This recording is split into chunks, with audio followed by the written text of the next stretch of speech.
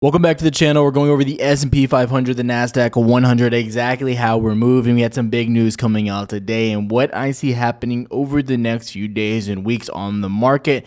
We have a green day, but what does this mean? Is the crash over? Is the stock market going to rise?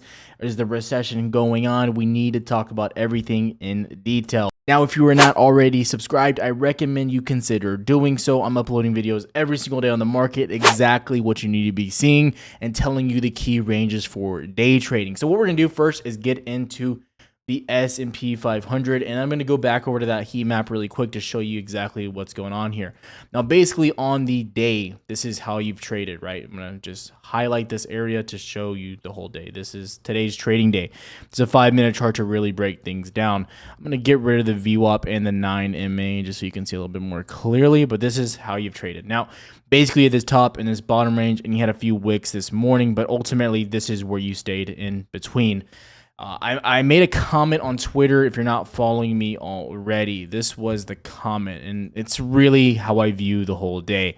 Today was not a day trading day. Today was a day to establish positions, and I think the trend is set. Now, what I want to do, showing you the SPY, as you get a little bit of a zoom out, I just want to take a clear look at what's really happening here. And it looks like you're just trembling and moving down. So what you have going on, basically, if you will, is a clear downside trend going on right now. This is just what's happening, how you're playing out, and it looks like more downside is coming. This is not overall the trend of what's happening, just showing you broad spectrum of what's happening since that breakdown we had about 2 weeks ago when you broke below 407, which we called out here as well, and kind of where I see us going forward.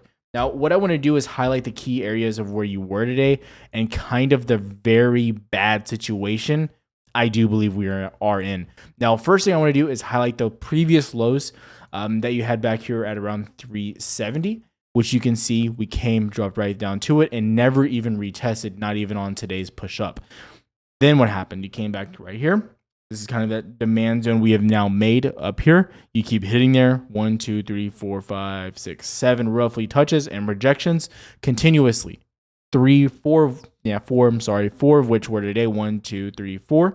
And then you didn't make it there at the end of the day and you pushed back down to this zone. In today, yeah, you're pushing up a little bit, but I want to just establish of what's really happening here right now. Now, today was a quad witching day as well, so we knew today's action was going to be a little bit of a hit or miss, if you will. So going into today, I was very liquid. When I was coming into the market, when I was watching, I did take a Tesla put earlier this morning, got out of it for a stop loss hit there. So that was the L on the day. There was no winners. It was a very slow day for me overall. But what I was looking at here was these higher lows you were making on Nasdaq throughout the day, and you kind of just sat here, just trending around 11.25, which is something we mentioned yesterday.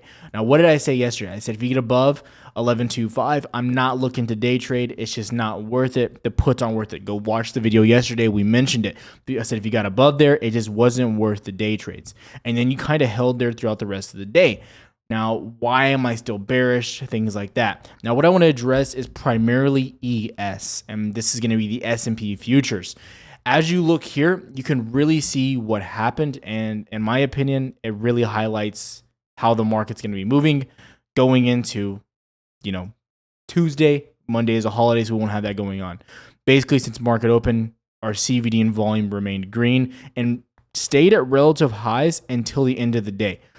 Once you hit the end of the day around the 30-minute marker, 2:30, 30 minutes till market close, you drop significantly. ICs came in for those hidden sell orders on the market. End of day, boom, CVD turned completely red. That was bad there. Now what's going on here as well. It's also worth mentioning your ES futures just swapped over from June into September. So that's another very big thing as well. Typically you get a lot of stagnation on those key data changes. So you went from your June contracts into September contracts if you follow futures. So going over here as well, I want to look over at the put to call ratio. Looking at the put to call ratio on Qs, you're sitting at a 1.0, which is very neutral. S&P, very neutral. But what has me interested? What has me saying, I'm not buying this, I'm not buying the bottom? What's really getting me? Now, it's worth mentioning when you do make a bottom, what has happened every single time? I will tell you, you get a strong bounce, as you've seen here. bounce, very, very strong, rapid. There was no trend testing. It was just clear. You broke the trend and boom, you shot up. Going back here, what happened? Same thing. You broke out, boom, volatility. And what's happening here? Now, maybe, just maybe, you're trying to just get some sort of, momentum going. You're going to come out Tuesday shooting out of the gates. You're seeing a lot of people come out with that theory. Now, could I be wrong? 1,000%. I've been wrong before. This is just my opinion and how I'm trading. Now, looking at this, I'm going over to VIX, and this is what has me interesting. You're sitting above 30 still on VIX, even despite the lack of movement on the day, even despite everything going on right now. VIX is continuously holding this 30 range. You actually dumped, came back above it yesterday, and you're holding it right now. Worth mentioning, when you were trending at those previous highs, you were down here at the local 24, 25 region. When you're getting the extreme downward movement, you're usually in the 34 to 35 range. But you're just sitting at these highs right now. So I do like where you're at. VIX looks like it wants to go back up, get back in this range, and it looks like SPY wants to continue going down based on all the uncertainty going on with the market right now. That's the big concern there. Again, we can look at something like Bitcoin. We're going to look at Bitcoin here on the 5-minute chart to give you a look at the day's overall viewpoint. You're getting a little bit of breakout here at the end of the day, but locally, you're kind of making lower highs, pushing down towards this 20K region. And once 20K gets broken, it's going to be ugly. So I'm going to see a little bit of fighting going on here, but ultimately, I'm looking at more downside on the market. Everything's kind of pointing to more downside for me. We can go to junk bonds as well and kind of see if the risk on area is hitting finally, and you're just chopping here. And you can see I highlighted the same type of movement we had back here in May before we had that nice run on junk bonds. And it's kind of similar movement, but you can see it was a lot less wicks, right? So right here, you're really pushing down. You're really pushing down here. You continue to climb. Yeah, you had some slides here, but really you were just kind of gravitating and making a lot slimmer of an area. Here, it's a lot more chopping. The range is a lot bigger, and it looks a lot more bearish to me. Just spitball and eyeballing this, it looks like you want to come up, come down, and break back down for continuation. It looks like a clear bearish pennant, bear flag, whatever you want to call it. That's what that looks like to me.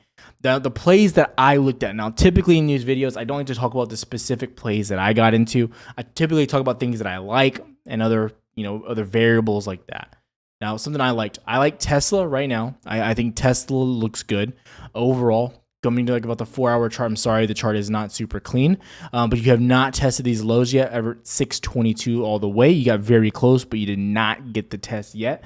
So I do like Tesla, and I do think it's going to break and start pushing and slipping towards 575 roughly. Something that is worth mentioning is going to like a weekly time frame and looking at what is happening here and how you have been sliding down on Tesla. Because if you come to this, you can see this region and overall clear level that has been broken. That was a clear sign of weakness, in my opinion. Very, very nasty, and how that's moving right there. And it's definitely a cause for concern on these larger time frame as well. Since you broke below that, you're continuously looking, you're going to break down, try to come down to that 540, 550 region down here as well on Tesla. So I do have some leaps going into that. I have one contract there. I did mention that in Discord. But that was more of the riskier play. The other one I'm really liking, and this was mentioned by Reem in Discord as well, and it was PayPal. So what I want to do is come out to PayPal and just show you the kind of price action we were getting here on the day. Now, PayPal, if you do not know, you have broken your COVID lows, which I'll show you here in a second. And a lot of other stocks in this kind of sector are showing the same movement as well. So PayPal, today you had a triple top at this region of locally 73.5. That's kind of where you're at. You have a lot of open interest coming into these contracts as well for these breakdowns. I got some 70s for July 15th, around 340 when I got into them. I have tight stops, so I will be watching to see if you break up. So the risk isn't too big there either, but I am watching this for a break to the downside. What I want to look at though, go about to the 4-hour chart. Well, actually, we're going to go to the daily chart so you can see a little bit more clearly. As we get into the daily chart, I recommend going and looking over some of the plays you're looking at and looking at the larger time frames of seeing where they're at. This right here is your COVID low. That is your COVID low. And you broke below this a few weeks ago. You broke below it right here. You slipped, came back up, came back down. You got right through it. Didn't even test it. Boom, that's where you're at right now. If you break below this low here, in my opinion, and JReam as well. What we're looking at is what's happening down here. If you come all the way back to 2017, you have very minimal liquidity. Very minimal. What does that mean? Now, in order to demonstrate this, I'm going to show you how we moved prior. Now, this is not an educational video, so I'm not going to spend too much time here. So right here, you had a low back in 19, and you had some ranges here that were supports in between here. Now, you can also see you didn't have much support into this range. You had a lot of liquidity gaps as well. You could argue you had a support here and maybe some down here, but ultimately it was just a clear shot up going on from here. So when you broke below that previous low right here, going in 2019, what happened in 2020 through the COVID lows? What happened? You slipped all the way back down to that level. Why? Because there's very minimal liquidity in that region. Now, if we come back over here, we can also see what happened there as well. So going back, you can clearly see where the support and resistances are, your level right here. And you can also see this level right about here. And you have another one right here as well. I'm just doing this for the sakes of demonstrating what I see happening and what me and JReam seeing happening on PayPal as well. So you can see these are your clear support and resistances here. Established, established, established. Now, besides that, they're illiquid levels where there's no support in between them. No support here, no support here. So what happens here on PayPal? You just slip through all those liquidity levels, right? You just go straight through. Why? Because there's no clear-cut supports. Now, when you're in this range like this, it can be a lot of chop because there's a lot of supports, and that's why you can kind of sit through this range for months on end. But here, you fell through in 1 week, and that's kind of what we're looking for to happen. You've sat in that chop region now, and it's looking like when you get below 70, it's going to be a clear-cut drop. Now, am I saying it's going to go to 40 tomorrow, 50 tomorrow? No. I just see a lot of levels for downside. Could this pop up? Yes. But as we're looking at trades right now, it's all about risk and reward. You're willing to take a risk if the reward is outweighing the overall risk that you have established there. So if I'm risking 300 to make 1,000, the risk is definitely worth it, right? Because it's a 3-to-1 odds. Those are good odds when it comes to these trades, especially with the trend that we've established here on SPY. You cannot lie. You cannot disprove what's happening here. Overall, SPY is very weak. It is. You continue to break down. You're making lows. You're not getting a volatile push up. You're not finding clear-cut support. And it's looking like you're going to come back down to the COVID highs that you had right prior to that level back down here, which is about 340 on SPY, 338. That's where it looks like you're coming now. We hit target 1, 365. 350s are probably coming next week in a hurry. But ultimately, COVID highs look like they are coming in a hurry. That's what I'm looking for right now. Now, going into the weekend, what will I be looking at? Bitcoin's going to be a very big influence and kind of momentum shift, if you will. We've already seen that 30K break down to 20K, which we mentioned here again on the channel. We've been talking about it for a while as well. Now, going into this, what do I think is going to happen, right? So if we start slipping down through the weekend, I think it's going to be very indicative of what's going to happen with futures coming in to Monday, Tuesday morning as well, and how we see the market moving overall going into next week, because we need to be looking at all indicators and hopefully getting a grasp of what's happening. Before I let you guys out, I also do want to mention what's happening with yields. We've had a lot of people talking about yields, a lot of people asking about yields. Now you're still sitting at a very high range on the 10-year yields. What I want to do is show you that conversion ratio so we can see where that still is, even with this dip. A lot of people are saying, Tyler, we're not inverted anymore. We keep doing the same thing. We keep having the same talks. You're at a 98.5% range of inversion. You're still at highs. This is higher than you were back in 2018. This is as high as you were at the high range of the housing bubble. And then you're not there anymore for the .com bubble. You were basically at those highs for about a day or two on the inversion. But guess what? You're still in this range. They still have more hikes to do, and you're probably going to keep going up. So you got to keep watching this region. These are things you have to watch. It's the ultimate indicator for showing you when a recession is going to happen, and it keeps helping us to make more and more money on the market. The last thing I'm going to show you is going to be the DXY. This is the dollar index. When the dollar goes up, typically stocks go down. That's just a very easy rule of thumb for you to remember.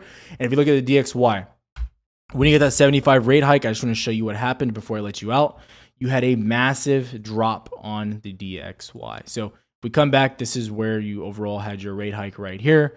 You had your first one, your dip right here, came out the next day, boom, you dumped again, boom, the end. Went absolutely down DXY.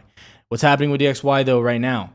You're pumping right back up. So people are saying, this is bad for the dollar. If the rates get hiked DXY, it's going to go up. Guess what happened? You went right back up. I haven't broken these highs. That's worth mentioning. So if you do slip back down, I will be watching and monitoring it and going over it here on the channel. But overall, you're climbing right back up as you should, and stocks are going back down. So these are things that I'm looking at, and I'm going to continue to monitor this over the next few days as well, watching the channel going on here. But I'm looking for lows to be broken on SPY, and I do think next week we start to see the slippage again. If there was any day you should have bounced, today would have been the day to start the recovery bounce, in my opinion, with quad witching and the overall restructuring of options account in the derivatives market. It was a very big day to get some love that you needed and a bounce that you needed on the overall economy, but you did not, which in my opinion shows you are still in the downside trend. What trades am I in? I have PayPal puts for July 15th and July 1st puts on Tesla. That's where I'm sitting at. Have a good one, traders. See you next time.